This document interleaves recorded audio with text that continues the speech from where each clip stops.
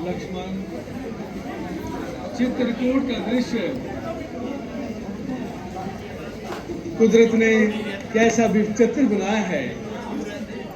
निस्संदेह भ्राताश्री, यह पर्वतों की हरियाली, नदी का प्रवाह और पक्षियों की आवाज कहती है कि चित्रकूट शोभा की खान है। सीते, ऐसा दृश्य देखकर भी तुम्हारा मन क्यों कुमला रहा है? स्वामी, आज मैंने बहुत विचित्र द्वापर देखा है। मैंने देखा भरत जी सबके साथ यहाँ आए थे और सबके मुख मलिन, बहुत दुखी लग रहे थे। ये स्वप्न तो शुभ नहीं दिखाई देता। मुझे भरत की चिंता है। माता, मैं जंगल से कुछ लकड़ियां लेकर आता हूँ। लक्ष्मण, शीघ्र आना। हम कुछ चिंतित हैं क्योंकि सीता ने आज एक दुस्वप्न देखा है। कैसा स्वप्न माता? यही कि भरत दुखी है। उसे काहे का दुख? उसका तो अभी तक राज्य अभिषेक हो चुका होगा। राजा बनकर आराम से रह रहा होगा। तुम उसे नहीं जानते लक्ष्मण। वो तो मुझसे इतना अधिक स्नेह करता है कि उस पग ने राज्य अभिषेक भी रो रो कर करवाया होगा, माता और पिताजी की आज्ञा से विवश होकर। भैया, आप सबको अपने जैसा सीधा और सरल समझते हैं।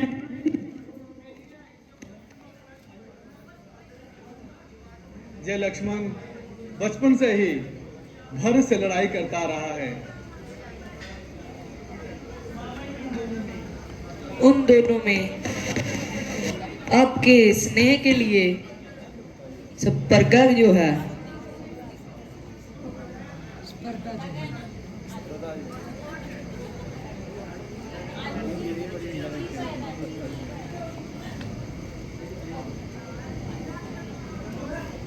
भैया भैया भैया, सूर्यवंशी झंडा वायु में लहरा रहा है और मैं अनगिनत सेना लिए हुए इधर को आ रहा है। इन बातों को छोड़िए भैया, शस्त्र उठाने का समय आ गया। अच्छा हुआ कि मैं खुद चलकर आ गया। क्या हुआ लक्ष्मण? कौन आ गया? भाई, आपका चहेता भरत। क्या भरत आया है? कहाँ है? चित्रकूट तक रह गया। अपने साथ हाथी, घोड़े और सेना भी लेकर आया है। इसका अर्थ है कि वह पूरी शक्ति के साथ आक्रमण करने आया है। आक्रमण? किस पर? आप पर। और किस पर? राज्य पाकर उसे राज का मत संभाला नहीं किया होगा। किसी ने बुद्धि दी होगी कि इस राज्य पर असली हक तो श्री राम का है और श्री राम प्रजा को प्यारे भी हैं। एक नैतिक प्रजा ये राज्य तुमसे छीन कर श्री राम को देगी। बस उसने सोचा होगा कि इस समय दोनों भाई निस्सहाय अवस्था में वन में अकेले हैं, दोनों को समाप्त कर अपना राज्य निष्कंठ कर लूं। लेकिन उसे नहीं पता था कि लक्ष्मण अभी तक जीवित है। जहां आने दो उसे जीवित नहीं छोड़ूंगा। अपने बालों से कभी भरत का कपाल फोड़ूंगा। यदि वो काल है तो काल से बिगड़ा लक्ष्मण है। अगर वो अंचल पर्वत है तो भूचाल लक्ष्मण है।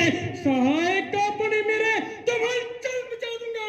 व्याकुल भरत को करके पृथ्वी पर सुला दूंगा। क्या नरगल बातें कर रहे हो लक्ष्मण? भारत की बुद्धि ऐसी कुटिल कभी नहीं हो सकती। क्यों क्यों कुटिल नहीं हो सकती? जिसकी माँ की बुद्धि ऐसी कुटिल हो, उसकी बुद्धि कुटिल क्यों नहीं हो सकती? यदि उसके हृदय में कपट नहीं होता तो अपने साथ हाथी, घोड़े और सेना लेकर न चलता। भैया, भरत आपकी दृष्टि में साधु पुरुष हो सकता है, परंतु राजपद पाने के बाद साधारण मानव तो क्या, इंद्र जैसे देवता भी राजमत के नशे में चूर होकर उचित और अनुचित भूल जाते हैं। आज राज शक्ति के नशे में धर्म को अंधा कर दिया।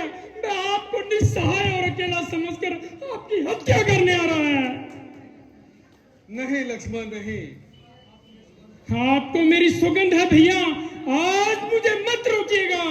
मैं आपके चरणों की सौगंध खाकर कहता हूं कि यदि मैंने क्षत्रिय कुल में जन्म लिया है और मैं सच्चा रघुवंशी हूं, तो वह आज मेरे हाथों मारा जाएगा। जिस प्रकार एक सिंह हिरणों की झुंड पर टूट पड़ता है, उसी प्रकार मैं उसकी चतुरंगी सेना का अकेले ही नाश कर दूंगा। तभी जब मेरा धनुष धारण करना सार्थक होगा। पृथ्वी हो जाए खंड खंड, विंध्याचल तिल तिल हो जाए, तूफान समुद्र से होकर आकाश से जा टकराए, शंकर भी आए सहायता को दो, शंकर ही साक्षी है, मैं उसे कभी न छोड़ूंगा जो भाई राम का वैरी है। सावधान सावधान लक्ष्मण, सावधान लक्ष्मण, सावधान। ताप प्रताप प्रभाव तुम्हारा को क्या सकी जान निहारा। तूने जो भरत को मारने की प्रतिज्ञा की है, उसे तुम निश्चय ही पूरा कर सकते हो। किंतु वेदों और विद्वानों का ये कहना है कि मनुष्य को कोई भी ऐसा कठोर कर्म करने से पहले उसके उचित और अनुचित होने पर विचार अवश्य करना चाहिए। कोई बड़ा और महत्वपूर्ण कार्य बिना सोचे समझे अकस्मात कभी नहीं करना चाहिए, और जिसके लिए बाद में पछताना पड़े। इसलिए उचित अनुचित सोचकर ही और इसका क्या परिणाम होगा, ऐसा विचार करके ही युद्ध के लिए धनुष उठाएं, क्योंकि युद्ध में सर्वदा हानि अधिक होती है और लाभ कम होता है। लक्ष्मण, ये आकाशवाणी सुनी तुमने, जो उचित और अनुचित का भली भांति विचार किए बिना किसी काम को जल्दी में करते हैं, वो पीछे पछताते हैं। मुझे तुम्हारी वीरता और पराक्रम पर किंचित भी संदेह नहीं। तुम क्रोध के आवेश में आकर भरत को वश में मार सकते हो, परंतु जब तुम्हें पता चलेगा कि तुम्हारा संदेह मिथ्या था, तो क्या तुम उसे जीवित भी कर सकोगे? परंतु भैया, जो आंखों से दिख रहा है उसे आप संदेह कह रहे हैं। कभी कभी आंखों से देखा हुआ भी सत्य नहीं होता। राजमत का प्रमाण साधारण मानव को हो सकता है, इंद्र जैसे देवता को भी हो सकता है, परंतु भरत का स्थान देवताओं से भी ऊंचा है। वो एक महामानव के रूप में महानता की परिसीमा है। जिस प्रकार खटाई की एक बूंद से क्षीर सागर का दूध नहीं फट सकता, उसी प्रकार अयोध्या तो क्या त्रिलोक का राज्य भी यदि भरत को दे दिया जाए तो भी उसे राजमत नहीं हो सकता। आपके इसी साधुपने में हमने अपने हाथ से आया हुआ राज्य छोड़ दिया। सारी प्रजा आपके साथ ही। आपका एक संकेत होता तो प्रजा महाराज को आपका राज्य अभिषेक करने पर मजबूर कर देती, और प्रजा के बल पर मैं अपने पिता का वचन झूठा कर देता। लक्ष्मण, पिता और पुत्र का नाता प्रजा के मतामत से निर्धारित नहीं होता। उसी प्रकार भाई और भाई के बीच का फैसला तलवार से नहीं किया जाता। भारत को मारकर जिस राज्य के तुम लालसा कर रहे हो, जरा सोचो उसका परिणाम क्या होगा। यदि अपने भाई ही ना रहे तो राज्य के सुख भोग से क्या लाभ। मेरे लिए वह सुख विष के समान है। याद रखो लक्ष्मण, जो अपने भाइयों से कपट करता है उसे स्वर्ग में तो क्या नरक में भी जगह नहीं मिलती। यदि तुम्हें राज्य की लालसा है, मैं तुम्हारी शपथ खाकर कहता हूं, मेरे एक संकेत मात्र से भारत वो राज्य तुम्हें दे देगा। नहीं भैया नहीं, मुझे राज्य की अभिलाषा नहीं है। यदि उसके मन में कपट हुआ तो, यदि उसने प्रहार किया तो उसी को प्रहार करने दो, वह हमारा राजा है। हम अपने राजा के आगे शस्त्र नहीं उठाएंगे।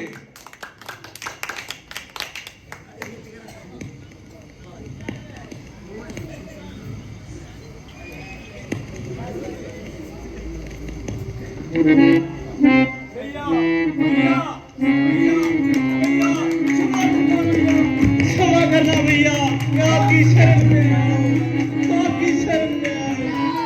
भरत मेरे भाई,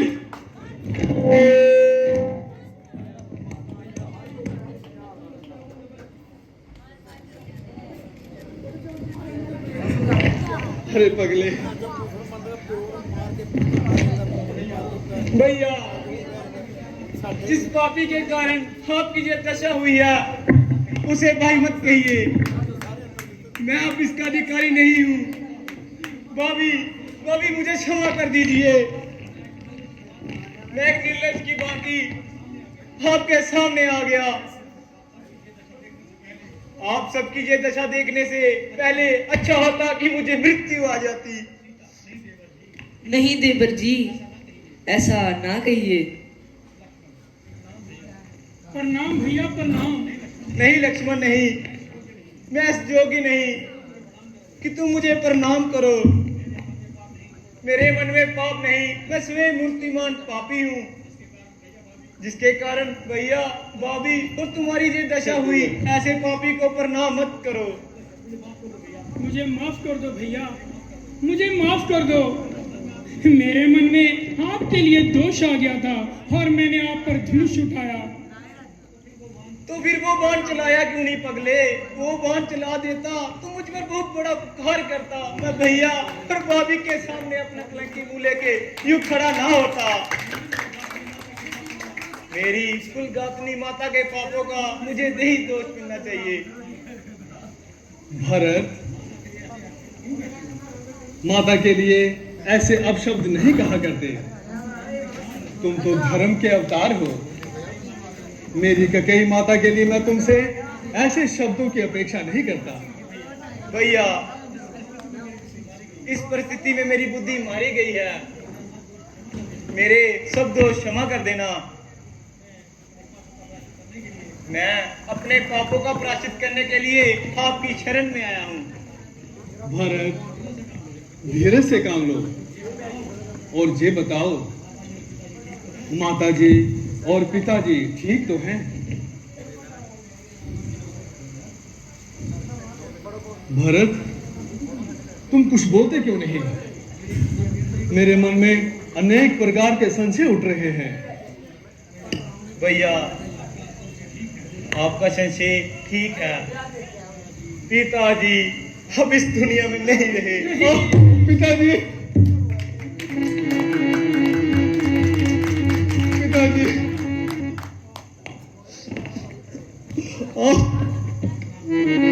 पिताजी, आप हमें छोड़कर चले गए। मैं भी कितना भागा हूँ कि अंतिम समय में आपके दर्शन भी न कर सका। भैया, भरत और शत्रुघ्न ही भाग्यशाली है जो अंतिम समय में उनके साथ थे।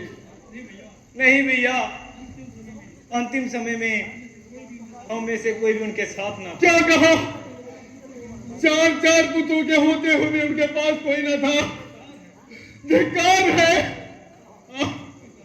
पिताजी, हमें क्षमा कर देना। भैया,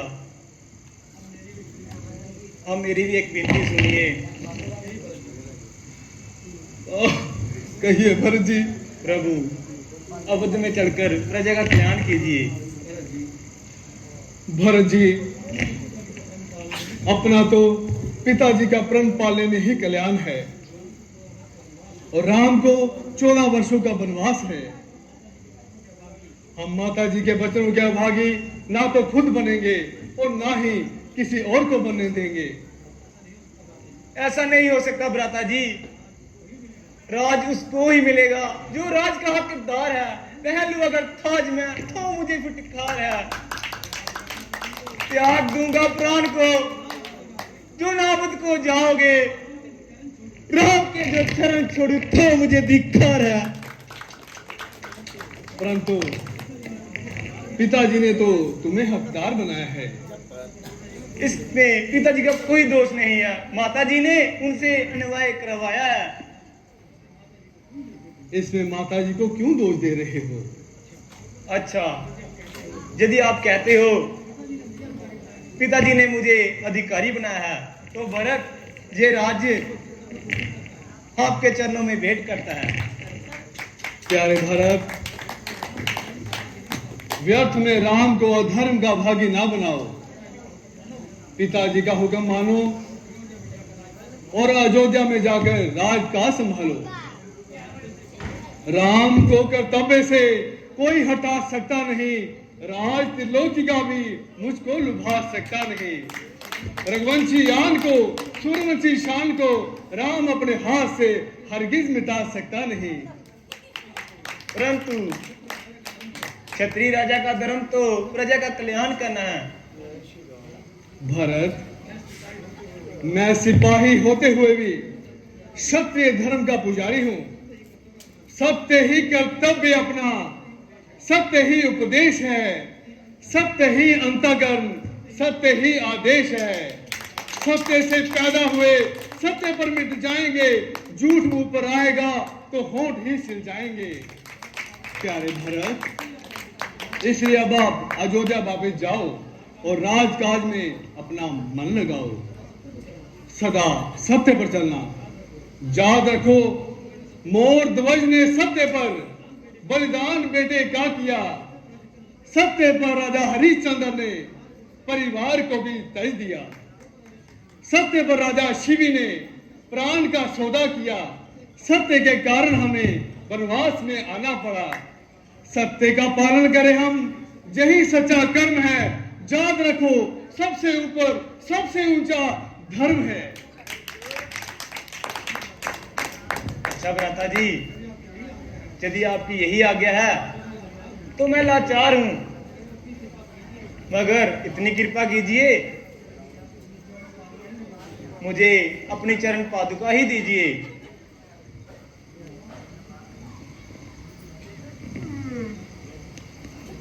लक्ष्मण,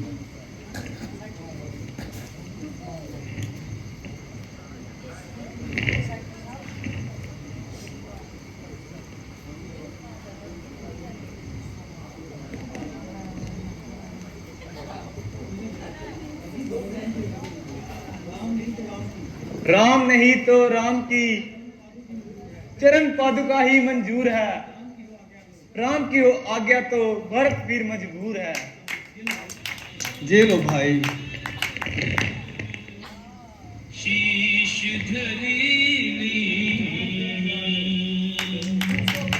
राम के अनुराग में भरत अब सन्यासी बना।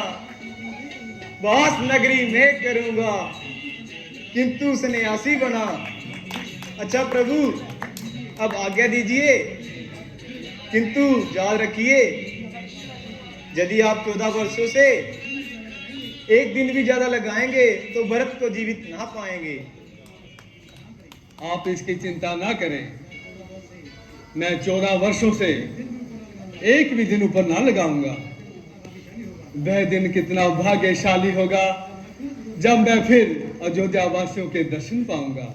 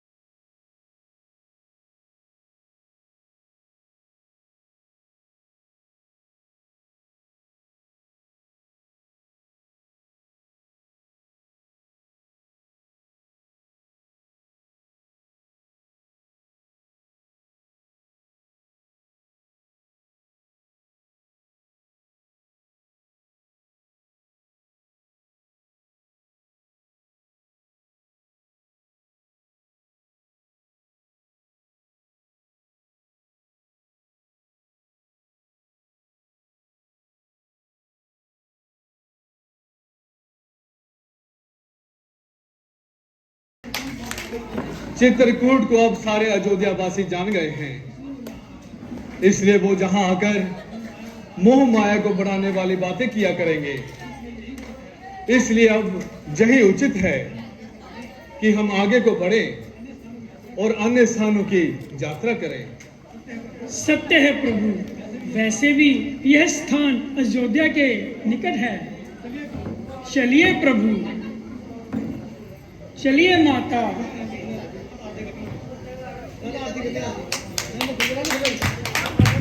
बोल सियापति रामचंद्र भगवान की।